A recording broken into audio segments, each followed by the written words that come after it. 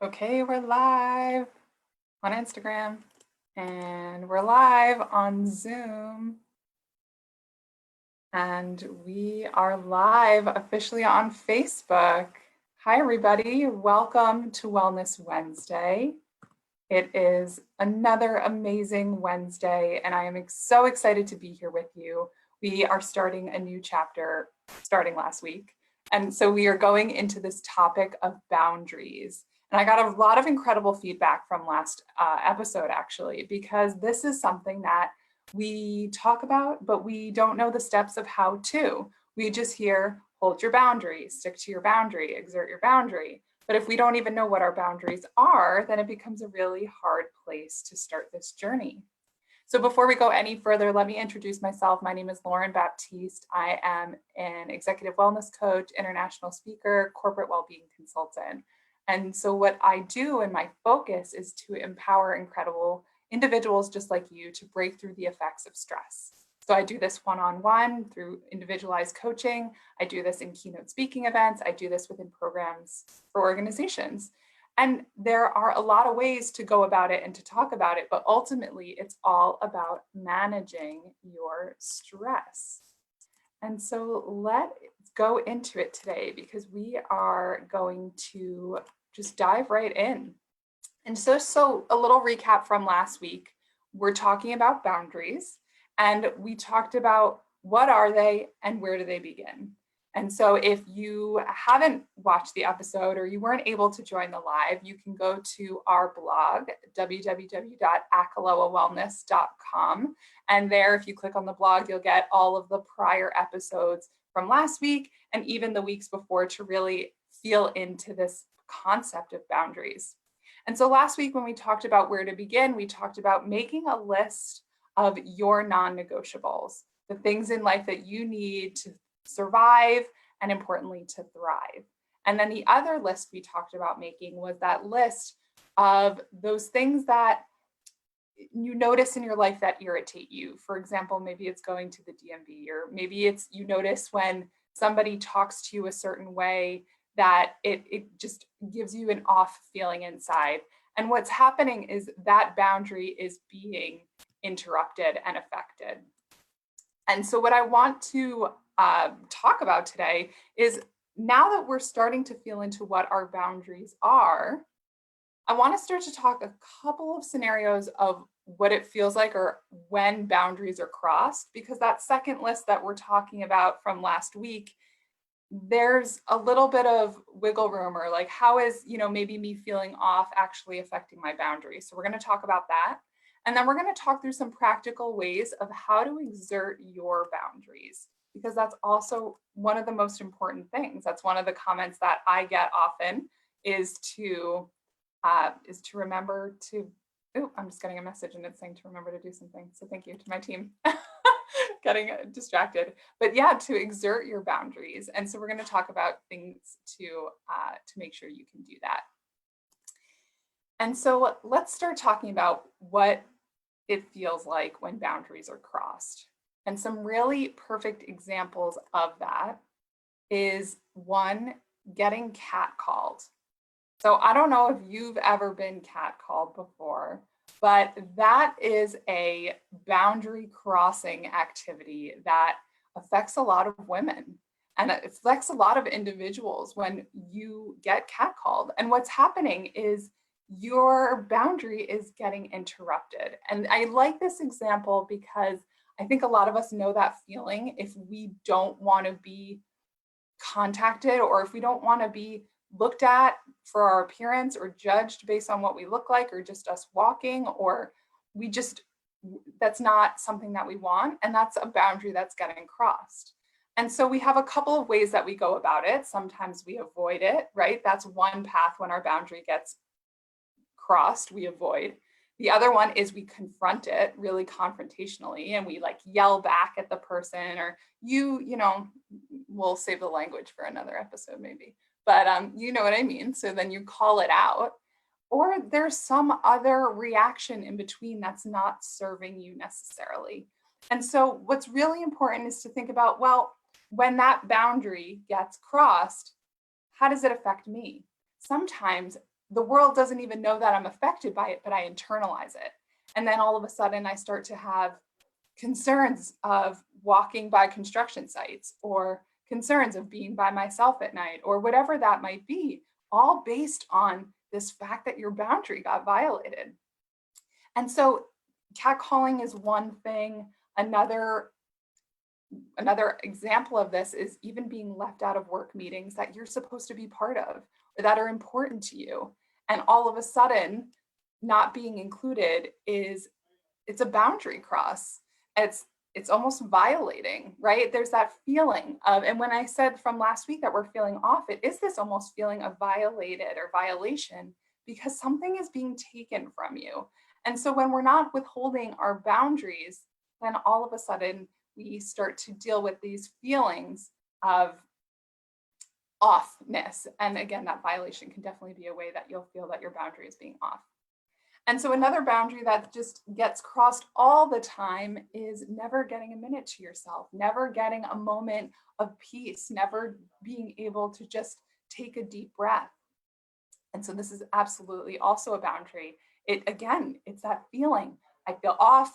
I haven't taken a minute to myself. I'm getting irritated, angry. I feel violated because that person took my time and they wasted my time and now I don't get time, right? So this is what it feels like. So if you weren't sure from last week what that feels like, this is it.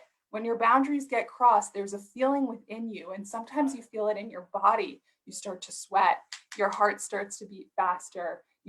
Your blood rushes to your head, you get pissed off, whatever that might be for you. But it's important to know that feeling, not only in your mind, but how it affects your body and your overall well-being. Because then what we're learning is that it's not just this one experience of this one thing happened, but then I start to memorize it in my body over and over again. And this is that muscle memory. This is what happens when you really start to feel the effects of that stress and of that boundary crossing. So what do we do about it? What do we do about it? And that's where we are right now. We're going to start to talk through a couple of ways to work through that. So when your boundaries are crossed, we need to first recognize that. And that can take a long time. It could be dealing with family. Notice that every time you speak to that uncle or that parent or whoever it is, that you just feel like your boundary is getting crossed.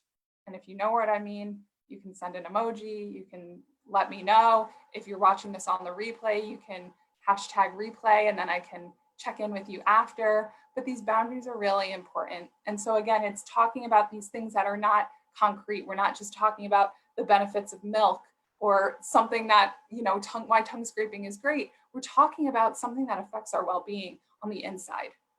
And if it goes uninterrupted for too long, it starts to crumble the foundation of our being. Once or twice, not a problem. Over time, it becomes a really big problem. So let's talk about it. How do we exert these boundaries? Because that's the hardest part. If I know that when I talk to a certain person at work that I feel like my energy is drained or that they're trying to take advantage of what I know, or, if it just doesn't feel right, what I need to do is in a healthy way, call it out. In a healthy way, take the space that I need, right? Remember we talked about boundary and space. It's really the distance between me and that other circumstance, that other thing, that other person. And so as you're going through it, this feeling and knowing, right, it's creating that space you need to thrive. Sometimes that's physical space, right? So let's just mention that right now because that's really important. Sometimes physically being near somebody or something feels violating, even if nothing happened. If you need space, take it, right? This is why we're social distancing. If you want more than 6 feet of space, then take it. Then exert that boundary. Do what you need to do to feel safe. And so that's always one of the most important things that we're kind of managing this from a physical perspective. If that person or that thing throws us off, then let's try to avoid it. Trying to, if possible, start to cut that thing out of our life. Again, if that's a person, we talked about, right, relationships and time. So if it's more of a relationship thing, then if you can avoid them, do it to the best you can. If not, let's go through a couple of things, prompts that I'm just going to share, and they're different, they're related to relationships, and if it applies, use it, and if you want to tweak it because it would work for your circumstance, definitely do that. So here's an idea. When you're walking past someone, so we're moving from that physical and then we'll turn more to that emotional. When you're walking past someone, something that women do all the time is say, oh, sorry, ooh, sorry, ooh, right? You're skirting by somebody, sorry, say excuse me, right? Hold your ground, be grounded. Say the word that you mean to say, which is excuse me, not apologizing for walking in the way, right? And we apologize when we did something wrong. And if we didn't do anything wrong, then an apology is not necessary in that place. And so that's definitely one way that you can strengthen your boundary, is use your words in the way that they're meant to. And that's one really awesome thing that you can start to tweak. All right. Now we're starting to go into more of the emotional, or the back and forth. Somebody's starting to exert your boundary and it's starting to affect you. One thing you can say is, that's great, but that's not something I can commit to right now. So if somebody's trying to invite you onto a vacation that you just don't have the money for, don't want to go to, don't have the time, right? Again, that boundary of like, I want to spend my long weekend by myself. I don't want to go on a drive up to Canada or something like that, right? So you go, that sounds great, but it's not something I can commit to. And it's that simple. And if they push it, right, which sometimes when we're feeling that pushing, somebody will come up against our boundaries and really try to almost peer pressure us into changing our mind or making us feel a certain way. So just keep repeating that same answer. I can't commit to it right now. That's not going to work for me right now, right? So using something like that. Another boundary and another item that you can use, and this is when you're kind of getting surprised out of nowhere. Maybe your in-laws show up all the time and don't tell you. And just really being clear about your boundary. Can you please let me know when you're going to come by so that I can be prepared? And if they continue to pop by after you say this, then you need to exert a stronger boundary.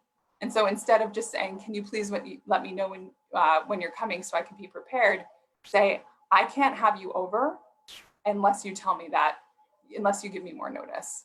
And that's something where, and if they continue to do that, then maybe there's the point where you're just like, sorry, like I'm coming out of the shower, or I can't have you over right now. Sorry, I'm too busy. And see how there's grades of your boundary that you need to enforce and practice. And notice that there's no one perfect answer, but it's starting to really feel into the situation. So if you have someone that's going to keep pressing against your foundation, then it's really important that you find a safe way, a healthy way to come back.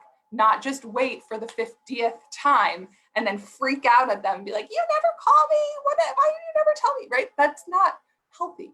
And I can get why we get to that point, but that's not going to have us feeling good. That's not going to help us feel any better. All right, so here's another one that I thought was good, and it is something that you can practice and use. And so this is the scenario where, maybe you're having a conversation with someone that you love, or family, partner, something like that, right? And you're in the middle of a fight. And so one thing that can be said, a really important way to use your boundary, is I hear what you're saying, but I need to take a break from this conversation right now. How many times in family does somebody with different political beliefs like come and knock on your door, or somebody try to like push their thoughts or their impressions on you? And especially in a fight, like things are passionate and heated, and I hear what you're saying, but I need to take a break right now.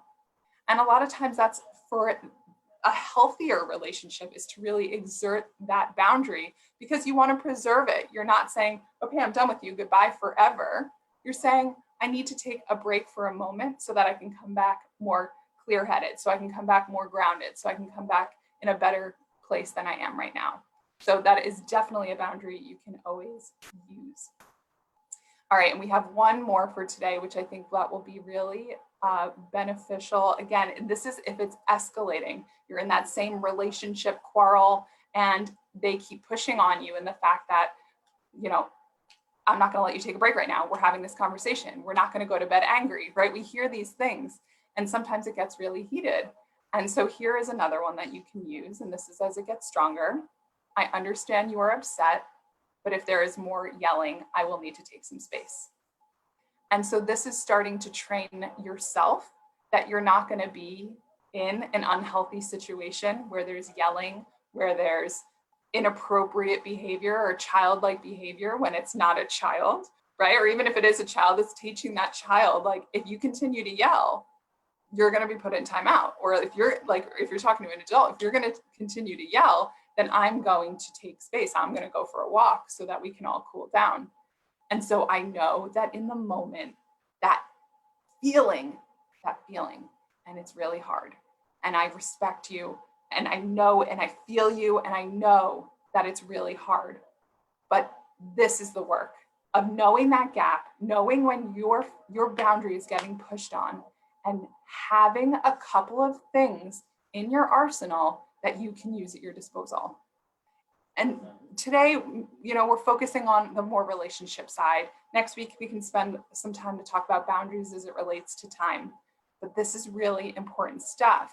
If we notice that we're fighting the same way with different people, well, then we start to pull the mirror up and look at ourselves, because maybe it's the way that I'm fighting, or the way that I'm argumenting, or the way that I'm dealing with others, that it's creating this type of reaction in them.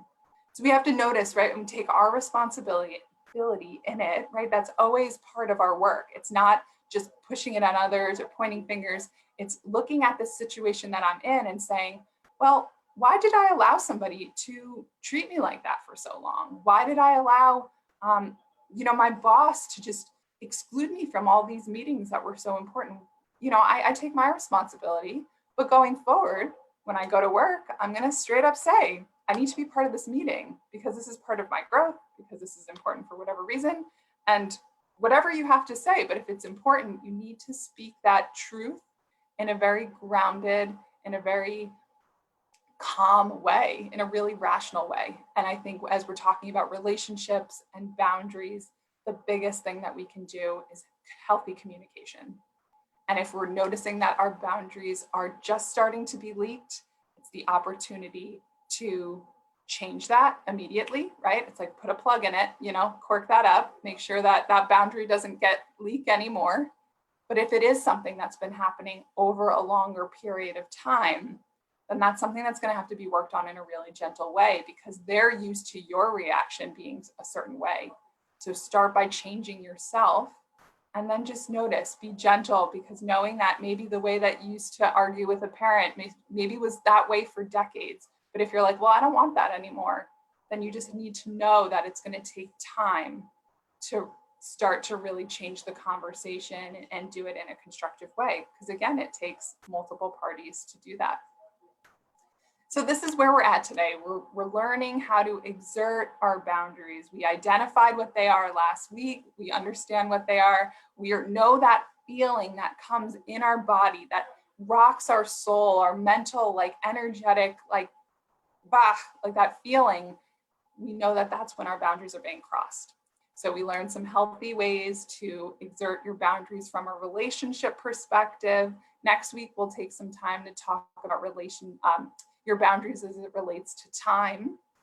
And then any other questions you have related to boundaries, we'll either wrap those up next week, or we'll go into a fourth session depending on what I hear and how it sits with all of you. But I would love to continue this conversation. I am here every single Wednesday to share anything from boundaries to eating well, to work-life balance, to menstrual cycles, to Ayurveda, to infinity and beyond. It is an absolute pleasure and honor to be here with you every week. And one last thing, if you are a person who knows someone in a law firm, an accounting firm, or even financial services, I would love to connect with them, connect with you, or connect with them. If you can intro me, I am on a mission this month to get in front of 30 organizations and to provide them all service so that we can make this world a better place. So I would love if you can make an intro to me, email me, lauren@akaloawellness.com, and let's get that conversation going. I'd love to support. Wishing you all an amazing rest of your week. I appreciate each of you showing up here week over week, and I will see you so soon. Thank you again. See ya.